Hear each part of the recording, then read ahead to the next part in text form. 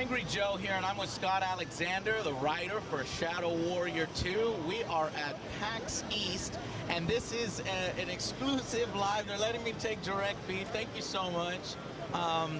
So tell us a little bit about Shadow Warrior 2 and what makes this sequel badass. Yeah, well, we rebooted the 1997 Shadow Warrior in 2013.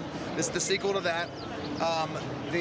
All of the kind of crazy mayhem that we loved in the original Shadow Warrior is still here, but what we've been able to do is the engine has been completely overhauled. Yeah. They built this engine in-house. This is the same engine they use for Hard Reset and Shadow Warrior. They keep upgrading it, and this time they have it to the point where the world can be completely opened up. So instead of it being a straight corridor shooter like the last game, right, which was fun to shoot in the corridors, but now we've opened up the entire world. So there's verticality, you can climb up buildings, go up the sides of things, there's ups and downs, and then you can choose your own path entirely across the level.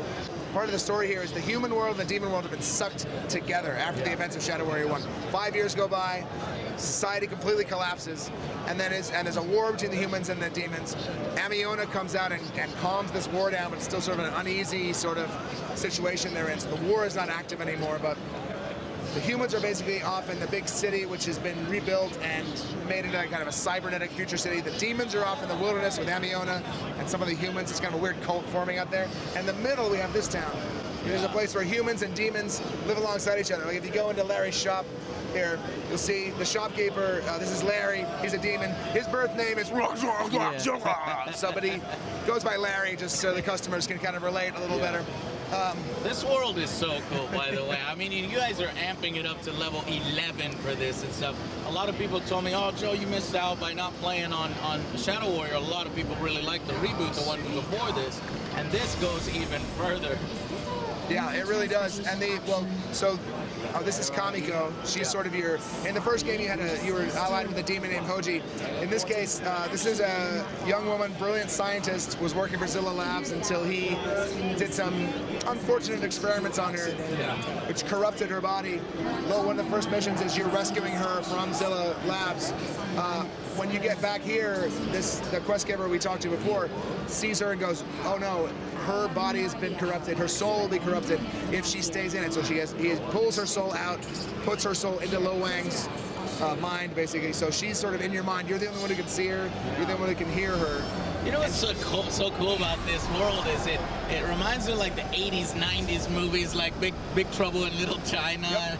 I just want to explore this world. Jesus, the graphics look amazing. Yeah. Look at this environmental. Oh my God. The animation. Yeah, everything has been amped up. The lighting has been completely redone. These weather effects are all new. The way these trees are animating, it's unbelievable for a homegrown engine. Did the first one look this good? I mean, it seems like this game's coming out of nowhere. Well, Hard Reset punched above its weight in terms of graphics. That's right. I remember that and one. Then so did Shadow Warrior in terms of being a homegrown game, but now they've completely blown it out. Not only is it this, it's not a corridor. There's no walls here, no invisible walls. He can take a left and go through the trees here if he wants to. Wow. Which is just, amps it up in the technical line, but in terms of fun, being able to just completely navigate the world however you want to. And the movement in the world, obviously if the areas are a lot more open, there are unique ways that he moves. He can leap pretty damn far. Yep, he can really go anywhere he wants to do this. There's new powers in the game. Yeah. You now have an invisibility power where you can be invisible for a period of time until you attack something. Jeez, is this a boss? Level boss here? No, this is just a guy. It's just a guy. That's cool. Yeah, no, there's some really large guys who are just sort of big. There's little tiny things that come after you, and there's big guys that come after you, and sometimes a bunch of big guys that come after you, and then, yeah, he's a particularly powerful dude who can shoot out these smaller versions of himself on these chains. The creative direction of the game is so awesome. The art design and the monster ideas behind design, this. it's really out of Who did hand. these for you? Who are your artists? This is all internal. It's all. That's awesome. Yeah, and they even built their own. So they built their own engine. They built their own mocap studio. In Poland. They wrote their own facial capture software. I mean, they were where was it developed? In Warsaw, Poland. Poland, of course. Of course. I love you guys. Yeah. You guys are doing the coolest shit. They're part of the Polish explosion. There you go. It's really kind of amazing what's happening. I mean, I'm already impressed with what I'm looking at. How much is this going to be, and about how long do you think the story is? Is it a substantial thing, a shorter thing like Shadow Warrior? What are we looking at? Because it's non non-linear, you Yeah. can really play it how you want to. So if you did like the critical path, main quest line, and only that, you're probably playing 8 hours. If you then go through Nice kill. all the optional content, side content, Yeah. which is all voiced, then you would be at like maybe 12 to 15. Nice. And then there's this third order set of quests Yeah. where we have procedurally generated quests on procedurally generated terrain, and with procedurally generated monster placement and That's everything else. So awesome. you can actually go out in the wilderness and grind for loot infinitely Yeah. on new terrain with new challenges and play with loadouts. So that weapons have been blown out. The first game had 9 weapons. This game has 70 weapons, Nice. all of which are upgradable, all of which they're slot upgradable, so you can take your fire aspect and take it off your sword and put it onto your machine gun. Holy Or, shit. you know, your critical modifier or your damage modifier, whatever it is. Love those weapons. Hell So there's yeah. a whole loot kind of system and crafting light and loot light kind of grinding system. Now, what about that vision that he was in The just now? demonic What rod. was? Oh, look at that. That's awesome. So what was that vision that we just went into? It sort of went into like an infrared kind of thing. Oh yeah, that was the look when you are in invisible mode. When you're in what's it called? Vanish. When you use the vanish power, yeah, Ninja vanish. you're in that kind of almost ring wraith looking set of visuals. And so Kamiko appears throughout the thing in your mind here. This is sort of in the interim times when we're not in a full cutscene. She can appear here, and they, you know, people really responded to the Hoji character in the first game. This kind of sidekick who's constantly kind of telling you you're a douche the whole time. So this time we have another character who is similarly unamused by Lo Wang's macho kind of I think I gotta antics. go back and play the first one. Now, do we necessarily have to have played Shadow Warrior 1 to understand what's going on here? No, I mean Shadow Warrior 1, the biggest surprise people seem to have, well, the two things were, one was that the graphics were at the level they were at and that it was that much fun, but then a lot of things that surprised people was how much story was there. You weren't really expecting it to go where it went, which it gets kind of heavy in the story, but it starts out very light, like kind of buddy cop-ish. So there's a lot of plot there. Oh, that is ridiculously awesome. And then he just oh shit! Fully redone. Okay, I'm fucking sold, dude. Procedural cutting system here. You can, every time you cut a monster up, it cuts up differently. You can cut off a finger in this game. Oh my god. Like, and it's you'll see he'll chop up some and some you could have monsters. gone in any path. You could have gone in any direction. Oh, yeah. It looks scripted because of the coolness factor going on You here, can man. go anywhere on the map. Yeah, and it looks like these are not. These are random encounters. Yeah. These are not even the encounters that you're getting around the objective points. So cool. Yeah, where you kind of hit these like Are mini we in boss guys. Japan here? What is why does everybody look like a badass samurai? In the first game, it was a demon invasion of Earth. Yeah. It happened in Japan. Nice. You go back and forth through the Shadow Realm and the Human Realm, and doing that weakened the barrier between the Shadow Realm and the Human Realm. So after the events of that game, in this 5-year interim, the worlds are sucked together. So what this is the human world and the demon world sucked together into the same space. Yeah. Now, what are those raw chi crystals that he got there? Is that what's allowing him to upgrade? That is, the raw chi crystals are actually part of your objectives on the mission over here on the gotcha. right. Yeah, there it is. So these are things he needs to get before he can complete the mission. But move the story these along. other drops are things like augments for your weapons, something that will add, might add fire power, or these modifiers that you can add to all the weapons in the game. So really, between the weapon system, and you can play this for the story, and really look at the story. You can also ignore the story. You can skip every cutscene. Yeah. You can just sort of tune out the dialogue, and it'll play just fine. It'll play like a great shooter. You can grind for loot in the wilderness, or you cannot grind for loot in the wilderness. Like you can, and then you can really play it how you want. You can traverse. You can play it stealth light. You can use that like vanish power a lot, and sort of sneak your way around encounters and don't engage with these guys if you don't want to, or you can get in there and just cowboy up and go super aggressive. I mean, it's got that 90s over the top sort of action. I mean, it looks amazing. So this has to be what, PC only, or are you guys doing console? PC and PS4 at launch. Okay. And then we'll see about other platforms down the road. And when does it come out? In the fall. Hell yeah, man. Yeah, we're looking at Q4. So it's now in 4-player co-op through the entire game. What? Through the entire campaign. Holy, okay, I was already sold and you're doing 4-player co-op throughout the entire campaign, Drop like in, the drop story stuff. Holy shit, man! This So that is guy gonna we saw at the beginning of that quest This is giver. huge, guys. Like, I'm so glad I dropped by your booth and actually got a actually got the demo, because I'm definitely playing this on stream. This looks so fun. In the story justification for that is in the war between the demons and humans.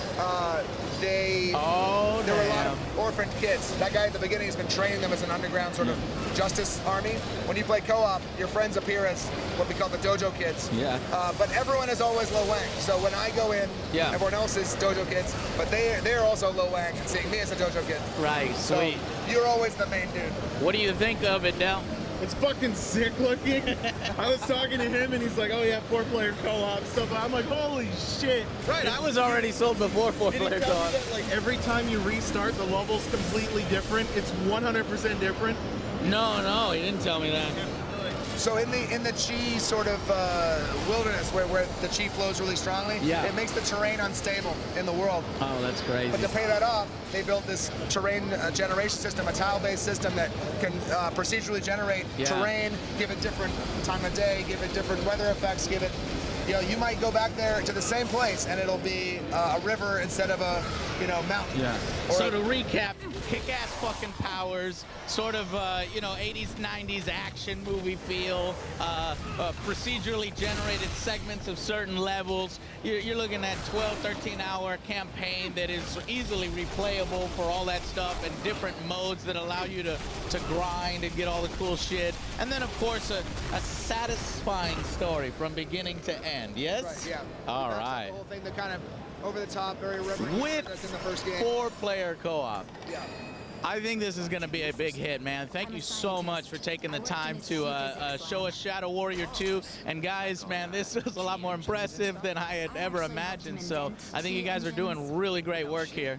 That's awesome. Thank you. Thank you for taking the time to speak with us, and we'll see you guys on the next Angry Joe show. Now, is this demo going? Okay, so okay, so right now I'm gonna shut up and let you guys watch the rest of this action.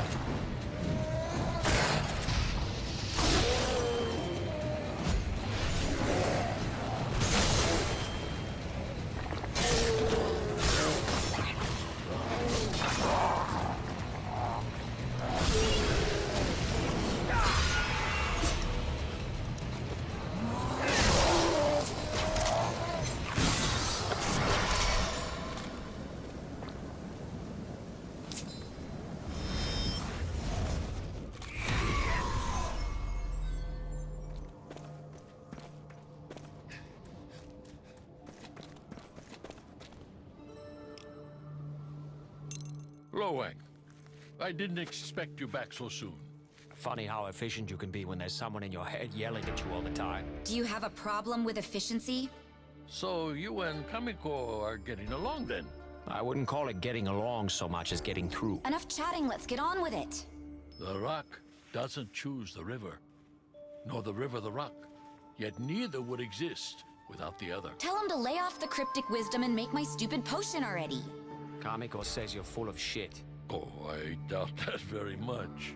Okay, she said to lay off the cryptic wisdom and make the stupid potion already. That's my girl. My items, please. Here you go. Oh, and hey, Kamiko had a question. What was that thing her dad got her? It is a spirit well, an extremely powerful artifact. Say what now? It is like a container, only it can hold a person's soul. Wait, seriously? Why can't I live in there instead of with this idiot? She wants to know why you didn't put her in there. It would not be a good idea. Once you have entered a spirit well, you will never emerge. Oh, so it's like a Comic-Con. This is a complex operation. It's going to take me some time. Check back with me when you can.